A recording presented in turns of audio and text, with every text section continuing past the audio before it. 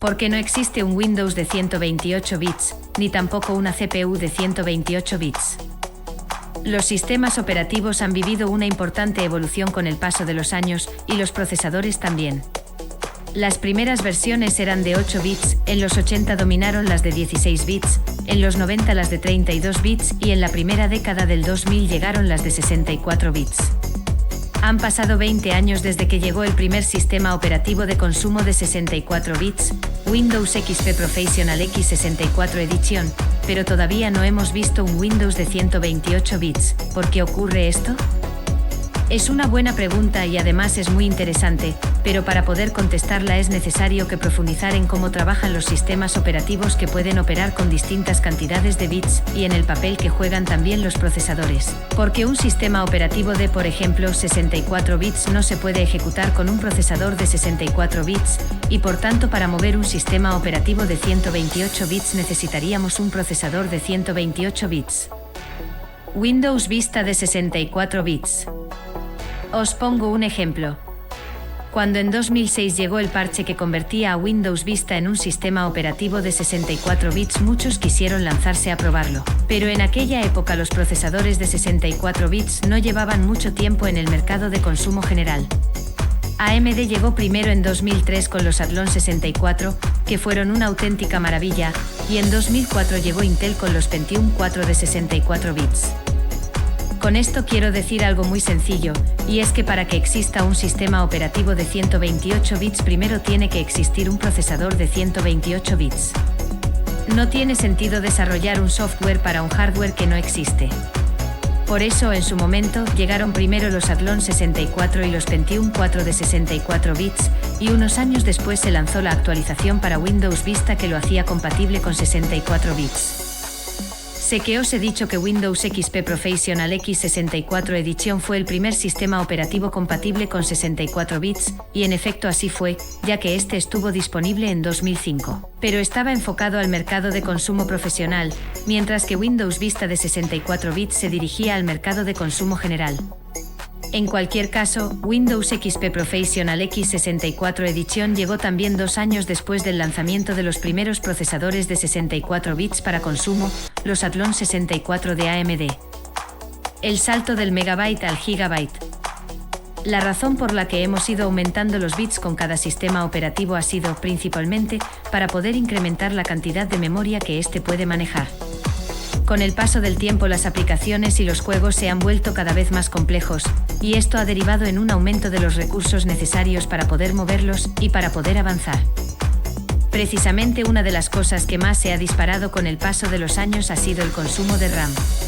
En los años 80 contar con 8 MB de RAM era más que suficiente para disfrutar de una buena experiencia, y en los 90 tener 32 MB nos permitía mover cualquier cosa, salvo escenarios profesionales.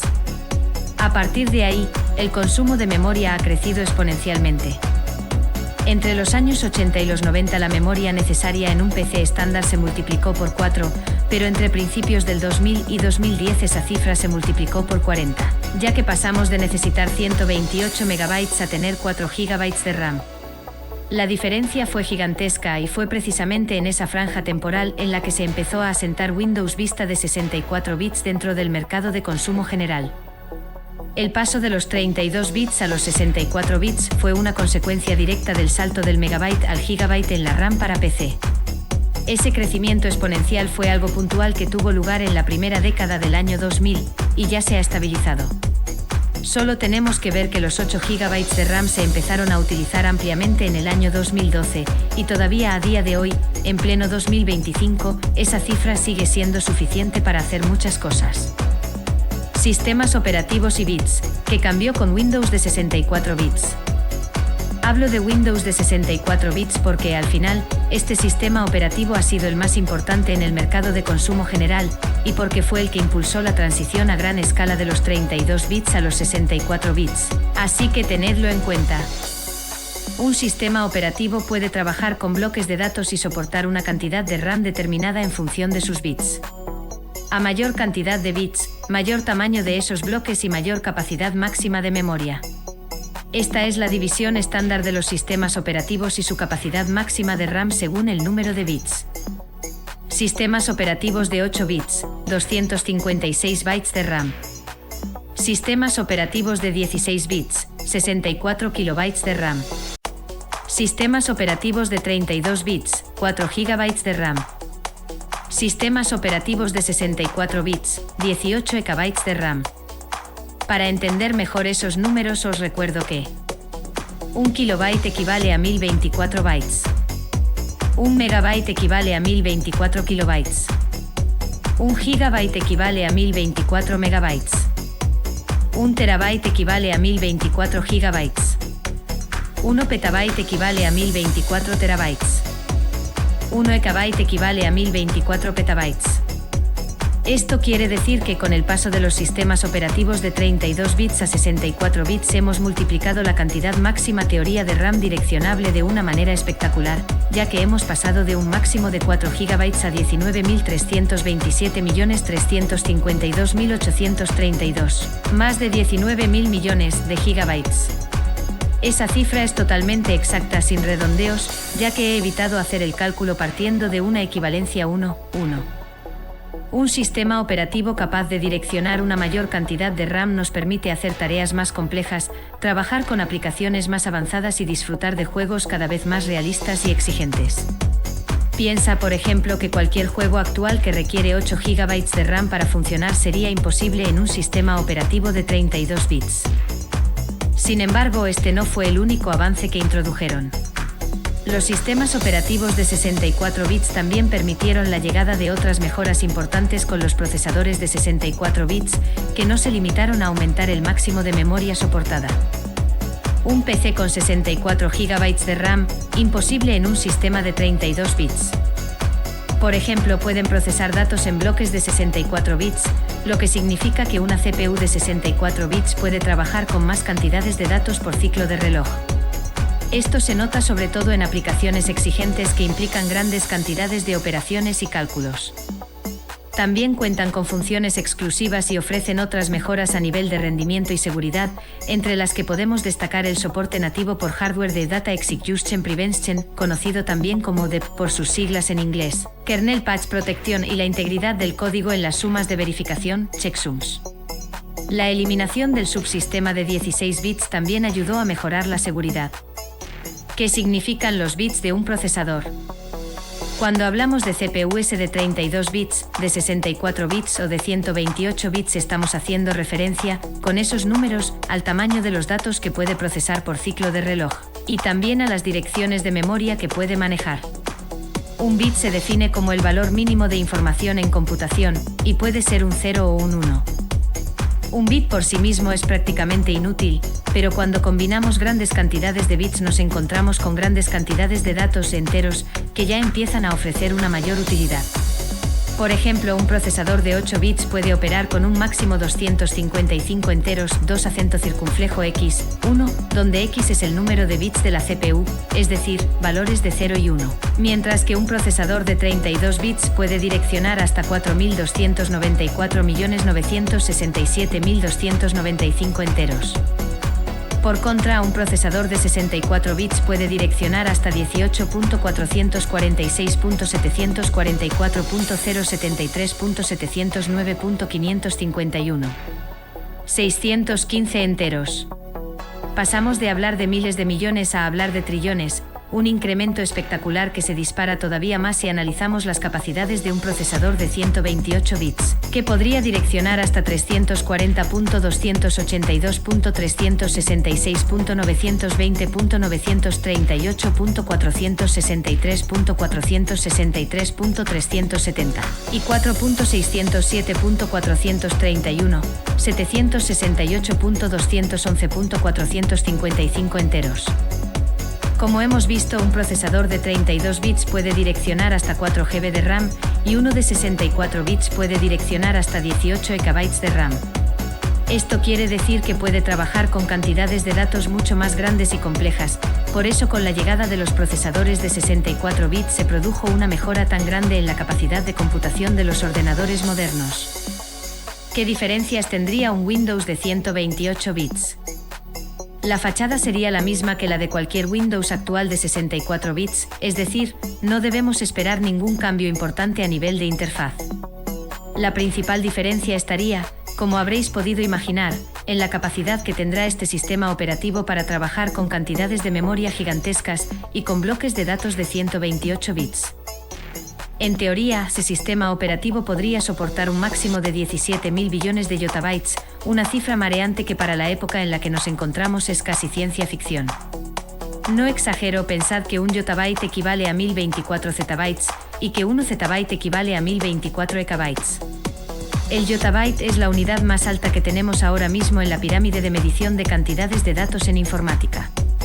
Haciendo una analogía, sería como el equivalente al daño luz en astronomía.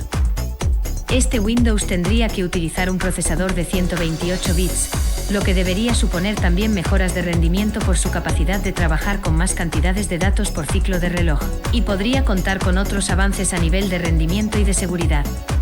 Sin embargo, estos solo se notarían al trabajar con cargas de trabajo muy específicas que puedan aprovechar esa gran capacidad de procesamiento de datos por ciclo de reloj, algo que ya hemos visto con las instrucciones AVX 512. ¿Por qué no tenemos procesadores y Windows de 128 bits? La respuesta es muy sencilla, porque no son necesarios. Técnicamente sería posible crear ambos, pero ahora mismo es un sinsentido, y además no sería práctico por las limitaciones técnicas que tendrían que afrontar. Imaginad todo lo que tendría que avanzar el hardware para que fuese posible diseñar un sistema capaz de montar RAM por valor de varios petabytes, así que no hablemos ya de yottabytes. Ahora mismo en el mercado de consumo general las configuraciones más utilizadas rondan entre los 16 GB y los 32 GB de RAM, y el soporte máximo de las placas base tope de gama es de 256 GB de RAM. Si nos vamos al sector profesional tenemos configuraciones de entre 2 TB y 6 TB de RAM como límite por socket, y en sectores más exigentes y en el mundo de la supercomputación rompimos el límite del EB hace relativamente poco. Todavía faltan muchos años para que seamos capaces de agotar lo que ofrecen los sistemas operativos y los procesadores de 64 bits. A esto debemos añadir, además, que los procesadores actuales tienen diseños muy versátiles, y que gracias a ello pueden contener elementos de más de 64 bits, como buses y unidades SIMD. Pensad, por ejemplo, que los RISC 9000 pueden trabajar con operaciones AVX 512, que son instrucciones de 512 bits ventiladas en una sola pasada. Por otro lado, también hay que tener en cuenta que con la transición a un sistema operativo de 128 bits se pueden producir problemas de incompatibilidad. Pueden surgir diferentes desafíos a nivel de arquitectura y soporte tanto a nivel de software como de hardware que dependiendo de su complejidad, podrían ser muy caros de resolver y también tendríamos trabajo que hacer a nivel de drivers. En este sentido podría ser necesario reescribir por completo grandes cantidades de drivers, y esto complicaría mucho esa transición sin ofrecer a cambio mejoras significativas, ya que nos encontraríamos claramente ante un escenario de ganancias decrecientes. La inversión para pasar a un entorno de 128 bits sería muy grande, y los beneficios no serían importantes, ni siquiera a muy largo plazo. Ahora mismo tampoco existen aplicaciones que puedan llegar a beneficiarse de un Windows de 128 bits.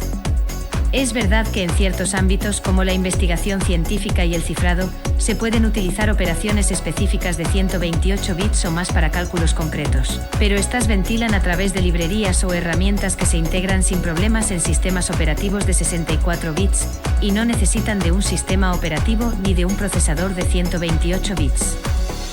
Con esto no quiero decir que no veremos nunca un Windows de 128 bits y un procesador de 128 bits.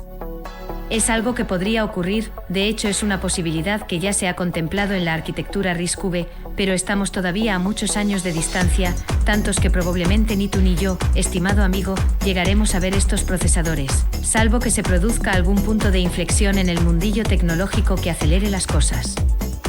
Creo que es importante traer a colación un ejemplo que nos ayudará a entender mejor esto, y la realidad en la que nos encontramos cuando pensamos en sistemas operativos y procesadores de 128 bits.